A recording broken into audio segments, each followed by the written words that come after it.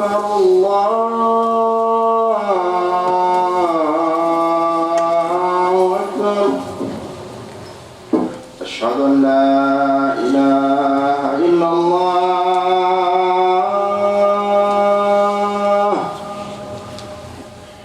أشهد أن لا إله إلا الله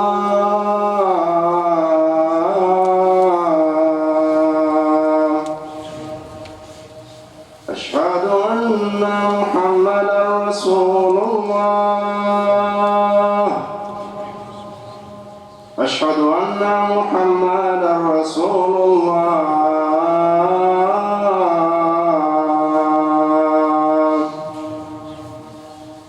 حي على الصلاة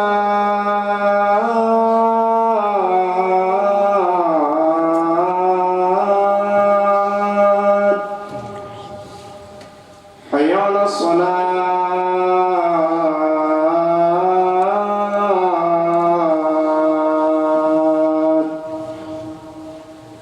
حي على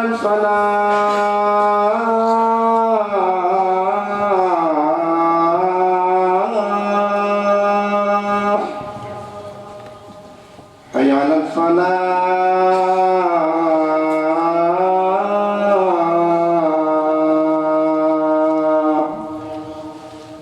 الله أكبر الله أكبر لا إله إلا الله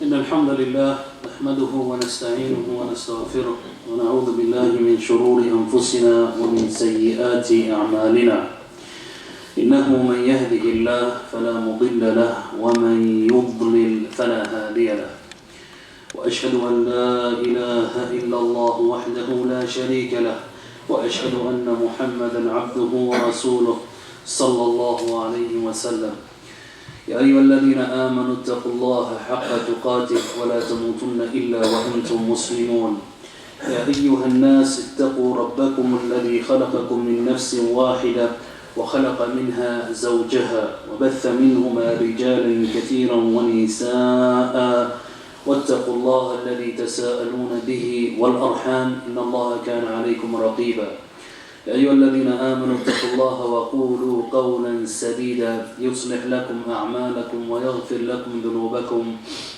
ومن يطع الله ورسوله فقد فاز فوزا عظيما أما بعد فإن أصدق الحديث كتاب الله وخير الهدي هدي محمد صلى الله عليه وسلم وشر الأمور محدثاتها وكل محدثة بدعة وكل بدعة ضلالة وكل ضلالة في النار. Ibad Allah, all praise is due to Allah subhanahu wa ta'ala. We seek His aid and we ask His forgiveness, Jalla Jalaluh. But Allah subhanahu wa ta'ala has given us another ni'am to perform and to pray Salat al-Juhmah. There are some people, ikhwani wa akhawati fillah, with the alarming rate of death that we see in the globe, people dying every single day. And even recently we had many large deaths seen in the media, and we've seen it everywhere. This should be an ibrah and a lesson for the believer. The believer is a person, ikhwani, who is not stung in the same place twice. A believer is a person who is not bitten in the same place twice, as we've seen in the seerah of the Prophet ﷺ. Likewise, Imam Hassan al-Basri said, Ibn Adam, innaka ayyam. O children of Adam, you are nothing but days, and any day that passes by you, then a part of you has left. Now, as you know, ikhwani wa akhawati fillah, yawm al-qiyamah, people are going to be given their book, لا يغادر صغيرة ولا كبيرة إلا أحصاها.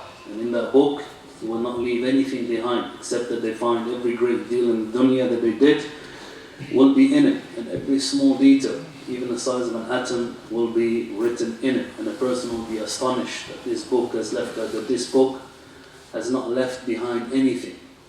So some of our brothers in here, فَبِهَا وَنِعَمَ alhamdulillah, they're involved in da'wah. Whatever strength of da'wah you can be in. Somebody's strength is to be in the first row every single salah. Somebody is to attend the Salatul Fajr. Somebody is to give a sadaqah. Another person is to make excessive amount of dhikr. Another person is to get up for Qiyamul Layl. Another one is to do street da'wah, to go out. There's a brother that I know in Birmingham, 6-7 days a week he's giving da'wah in town. That's just his thing, that's his cup of tea. Somebody in here is to do counseling, to bring the Muslim families together. And other people have different strength. But be a person, ikhwani, akhawati fillah, who puts his foot in some sort of door of khair. Because I remember when I came back from the Jamia, and I was in dispute, what shall I do with the da'wah? A brother gave me a beautiful nasiha, and he said to me that get yourself involved in any form of da'wah. And alhamdulillah, the years have passed by and I did not regret that nasiha that he gave to me. And I'm going to give that to your brothers too. The believer needs to be a person who has ulu al-himma, high determination. You can't think small, you have to think big. This is one of the traps of shaitan. The shayateen of the ins and the shayateen of the jinn, they have put certain traps in place. From the traps that they have put in is arrested development. It is when a person, ikhwani, is stuck in his youth prime. So for example, a man maybe in his 30s and 40s and 50s, but yet his mentality and the way he thinks is of a teenager. He's 40 years old, but he's still moving like an 18-year-old roadman. Ajib, things that we have never seen place.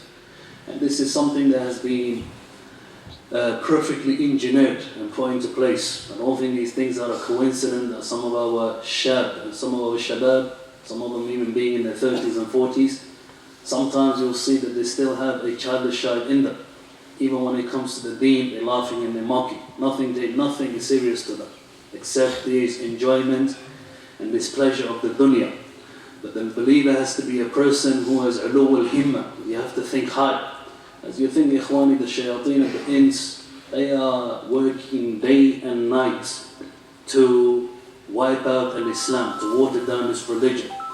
Soon, a few years from now, we may see ajab al-ujab, things that we have never seen before in the history of this planet. From the things will be, ikhwani, that we may have a woman who will say, I want to give this khutbah to Juhmah because I believe that's equality. And that's something that we have never heard of before. But if we don't start studying our religion properly, and we don't teach ourselves and our families and the people around us the correct Quran and Sunnah, the way it was revealed to Muhammad and the Khulafa al-Rashideen and all of the companions, we ourselves may slip into that slope. We may slide into that. And remember, a person is his surrounding, the mujtama' that you're in. So a person cannot say, I'm going to walk in the sea, or I'm going to walk in an ocean and expect not to get wet. You are going to get wet. So a believer, ikhwani wa akhawati fillah, is a person who also is aware of his surrounding. The companions, radwanullah alayhim ajma'een, some of them were a group of people who were very observant of the Prophet ﷺ. How he spoke, what he said. Some of the companions also used to write down everything that he used to say. Some of them used to memorize everything that he said. And there were also those companions who used to ask about the shar, the evil, to the Prophet ﷺ, in order to abstain, in order not to slip into that ma'asiyah. So a person cannot say, okay, I don't want to be aware of what's going around in my surrounding.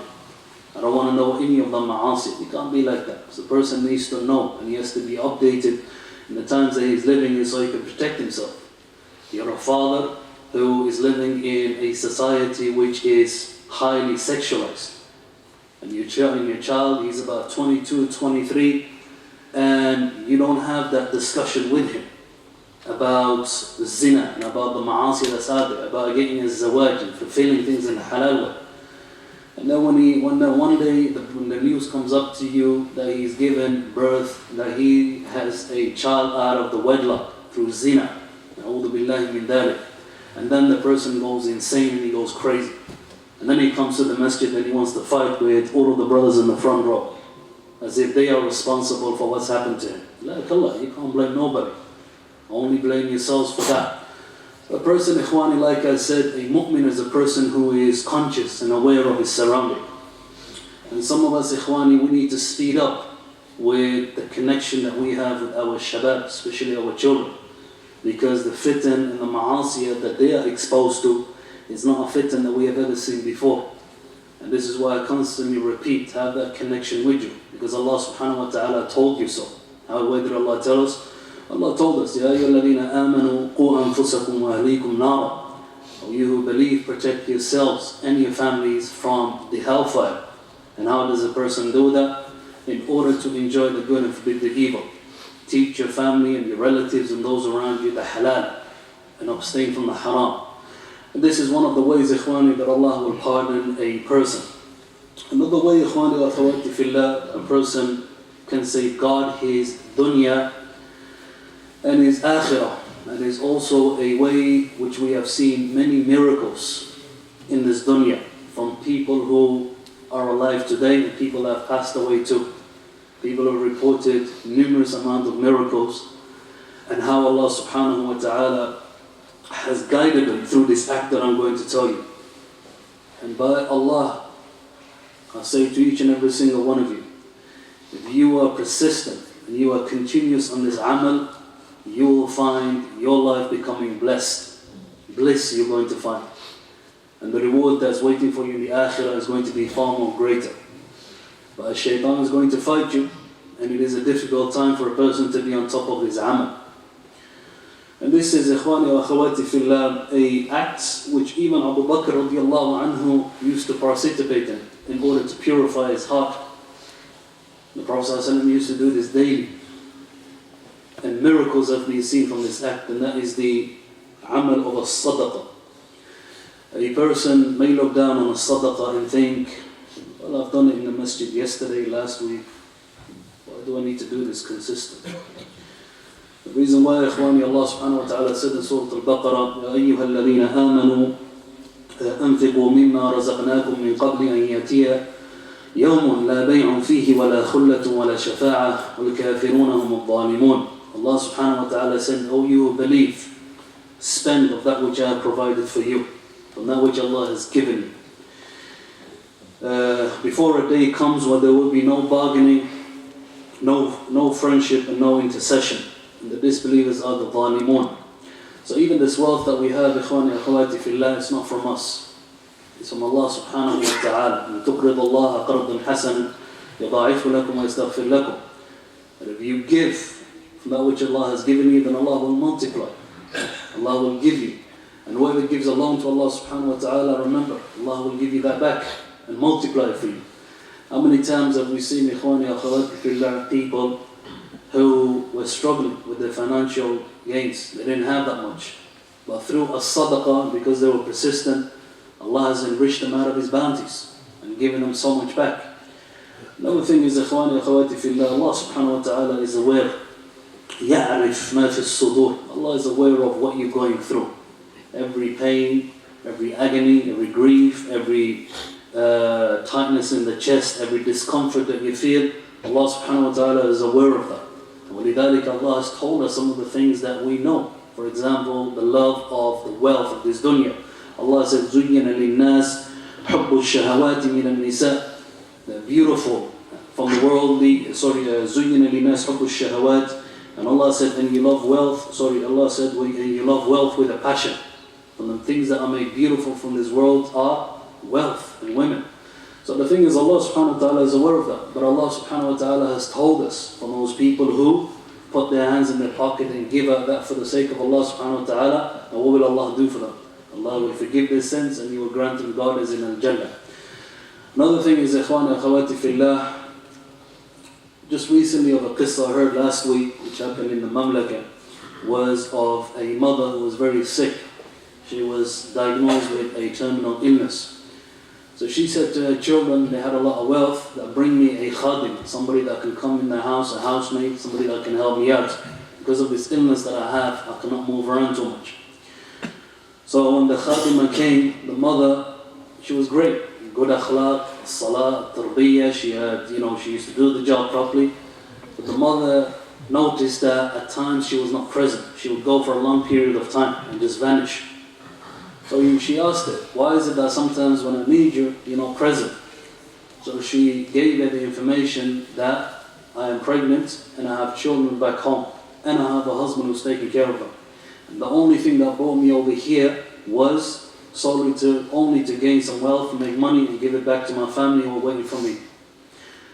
So upon hearing that, the mother said, I'm going to inshallah ta'ala do something for you. She said, by Allah, is this the only reason you're here? She said, by Allah, that's the only reason I'm here.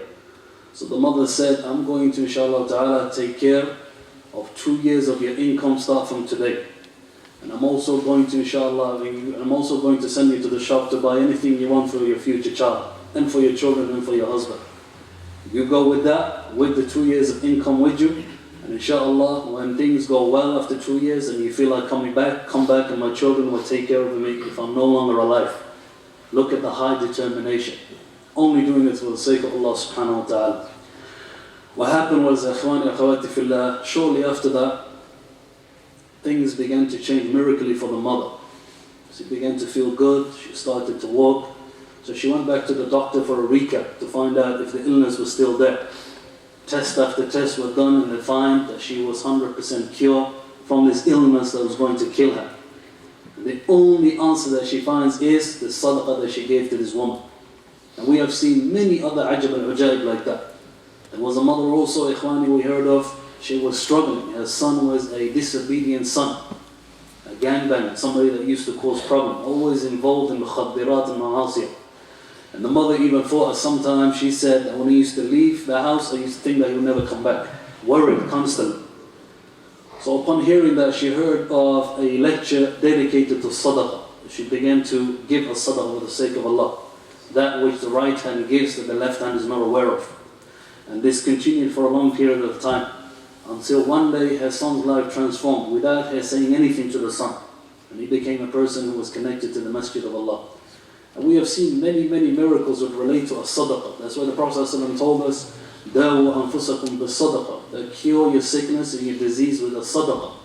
We find brothers ikhwani who have been tested with a stubborn jinn, ifriti inside of them. That jinn would stop them from praying a salah. That jinn would constantly push them toward making a zina. That jinn would make them listen to music day and night. That jinn would cut them off from society and keep them to himself.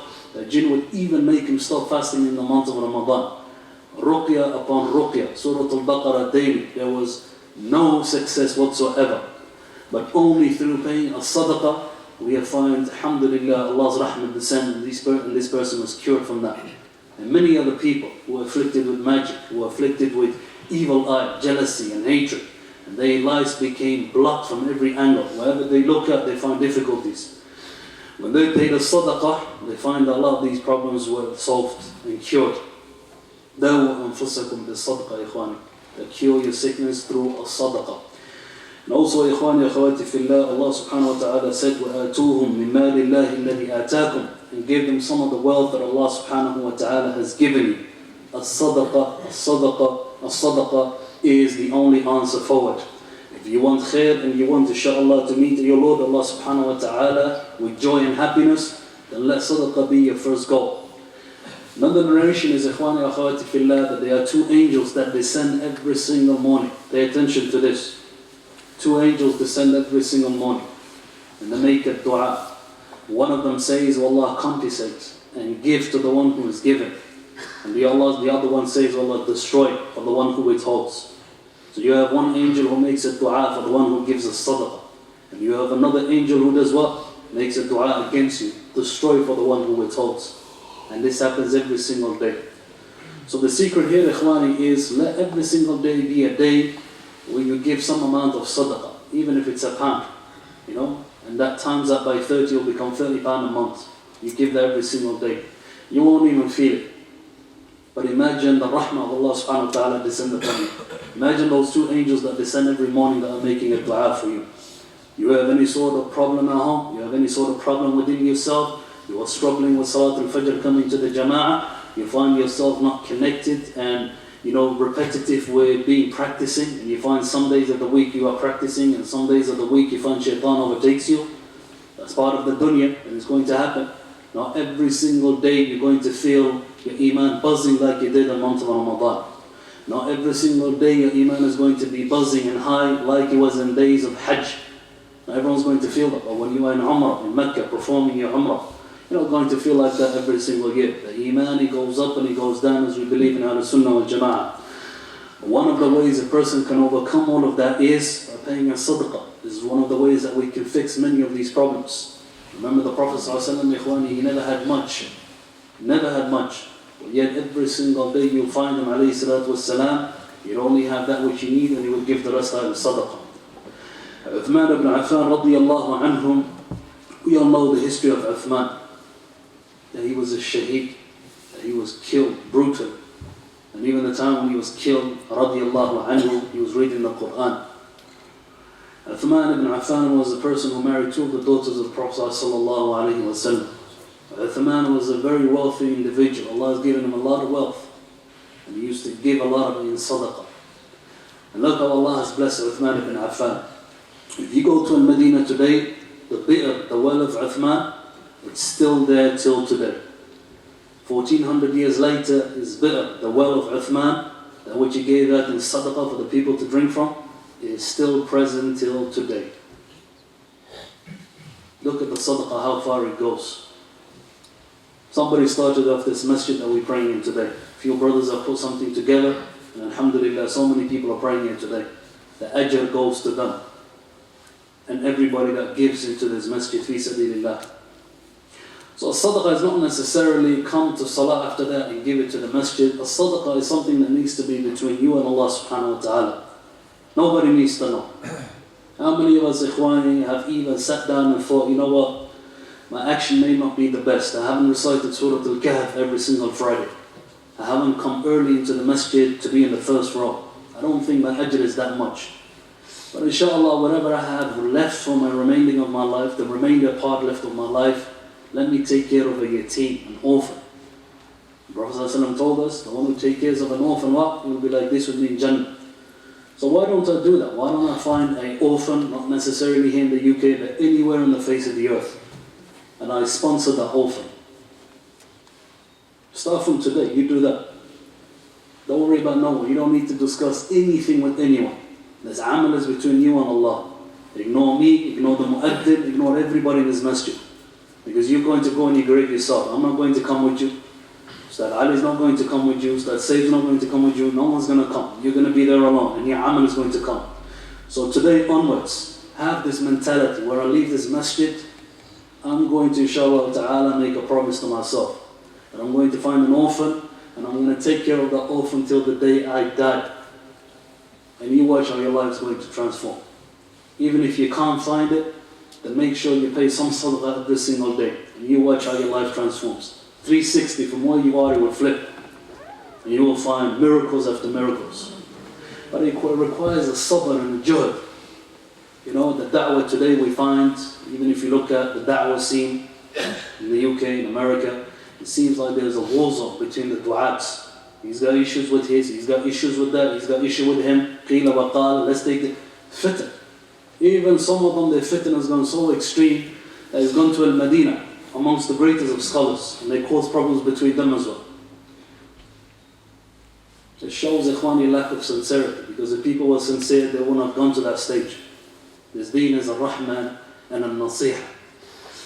So may Allah subhanahu wa ta'ala rectify all of our affairs, make us from those people who give us sadaqah day and night. And He make us from those people who give charity in the right hand, that which the left hand is not aware. And may Allah subhanahu wa ta'ala give us husn al-khatimah, and make us from those people who every single act of good that we do counts within Jalla Jalaluh, and we see Him yawm al-qiyamah. Subhanakallahumma hamdika ashhadu an la ilaha illa anta astaghfiruka wa atubu ilayk.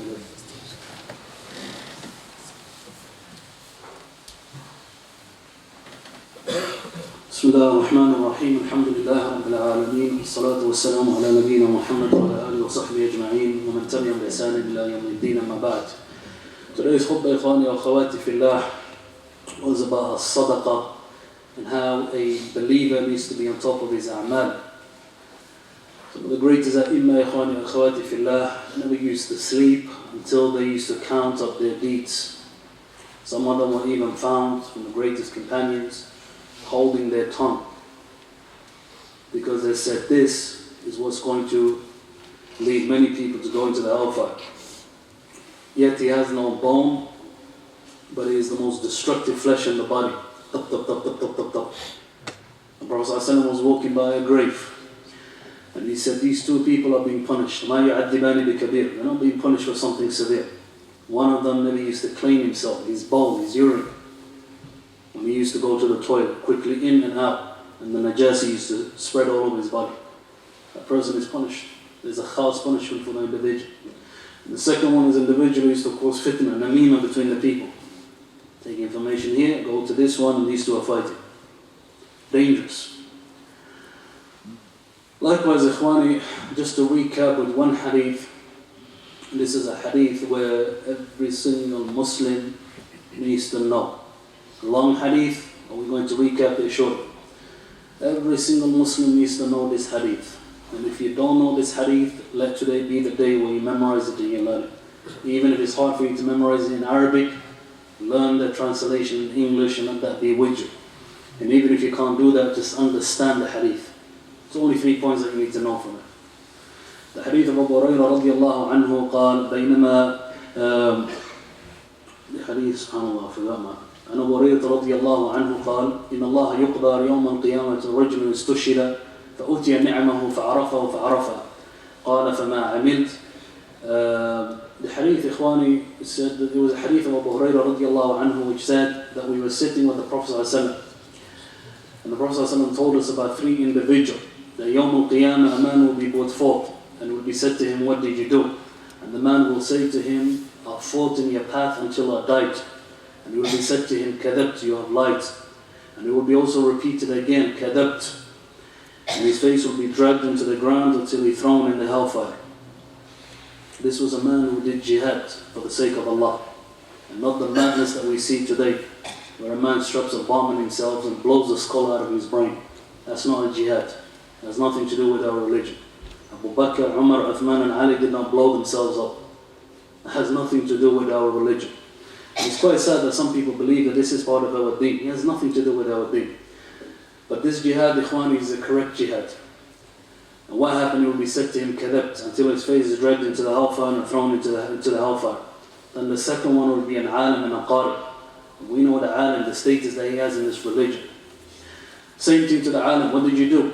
I seek knowledge for your sake, Ya Allah, until I died. It will be said to him, Kadabt. And then his face will be dragged into the hellfire and again thrown in the hellfire. Dragged onto the ground, humiliated, and then thrown into the hellfire. And lastly will be a man who used to give a sadaqah. And Allah will say, what did you do? He said, Ya Rabbi, I gave charity for your sake. It will be said to him, Kadabt. And his face will be dragged into the ground and thrown into the hellfire. All 3 did a beautiful deed, which is azim in our deen. But why is it that all of them are dragged, their faces dragged, humiliated onto the ground and thrown into hellfire? It's because their amal and the niyyah contradicted one another. The action that he did wasn't for the sake of Allah, it was for the people. So he gave a sadaqah. So Ramadan, for example, the 27th night, people must say, who can donate, and a person will jump up, I'll pay £10,000, write my name on the wall. We have some masjid that do that. And that's the only time you probably see the brother giving it. And throughout the whole year he won't give nothing. This is what we're talking about. Or a person who probably never reads Qur'an, but as soon as he gets the opportunity to read in front of people, he's reading the Qur'an in such a beautiful way.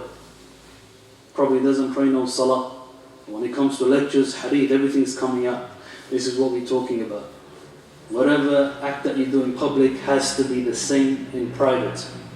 Secrecy, and the ikhlas and niyyah, with yaqeen with Allah subhanahu wa ta'ala. So all of 3, ikhwan, we have learned here today that their actions and their niyyah contradicted one another. The act that they did was salih, it was righteous, it was beautiful. But their niyyah was the complete opposite. And same with the munafiqeen. May Allah protect us from falling into nifaq. So ikhlas and niyyah, ikhwan, whatever act that you're doing, always rectify your niyyah. Because we don't want to come Yawm al-Qiyamah and be from those people, تَأْمُرُونَ النَّاسَ بِالْبِرِّ وَتَنْسَوْنَ أَنفُسَكُمْ. We tell the people to do good, but we forget ourselves. Me being in the hottest line, I ask Allah to keep me sincere. Because if my action are not sincere, then there's going to be trouble, and this khutbah is going to be against me. And same with every single one of you guys. All of you have responsibilities. and you will be asked about our responsibilities. So may Allah subhanahu wa ta'ala keep us sincere. And that is the main objective here today, sincerity. Even if the sadaqah that you give may be 50 pence, it may even be small, but as long as you're sincere, you will have an azam, you will have a lot of weight in the sight of Allah subhanahu wa ta'ala. That's why the Prophet told us, give us sadaqah even if it's half a day. A half a day may be nothing to some people, but if that's sincere and that's all you have, then inda Allah it will mean a lot. Allah. So don't think about the quantity of it, but look at the quality of it. As long as a person is sincere, then Allah subhanahu wa ta'ala will accept it and will multiply that bi'idhnillahi ta'ala. So we ask Allah subhanahu wa ta'ala to make us from those people who are sincere to Him Jalla Jalaluh. May Allah make us from those people who all of our action is sincere for Him Jalla Jalaluh. May Allah subhanahu wa ta'ala keep us sincere. May Allah subhanahu wa ta'ala keep us sincere. May He keep all of our a'mal sincere. May He make us from those people who give sadaqah with the right hand, that which the left hand is not aware of. May Allah keep us firm upon this deen of Muhammad, upon His deen Jalla Jalaluh. May Allah make our hearts firm upon the Quran and the Sunnah. May He grant us husn al-khatimah. May He grant us good in this dunya and in the hereafter. May He grant us a husn al-khatimah. May Allah subhanahu wa ta'ala make us from those people who give charity every single day of our life until we meet Him Jalla Jalaluh. May Allah give us a special connection with His Quran and make us from those people who Quran is rich in their heart. May Allah make us from those people who recite the Quran daily. May Allah subhanahu wa ta'ala make us from Ahlul Quran. May Allah subhanahu wa ta'ala allow us to pray in His masjid and make our salah the last salah that we pray in a masjid. May Allah subhanahu wa ta'ala shower His mercy upon us, and may He make us from those people who accepted Yawm al-Qiyamah. Subhanallah wa bihamdihi, ashhadu an la ilaha illa ant, astaghfiruka wa atubu ilayk. Assalamu alaikum.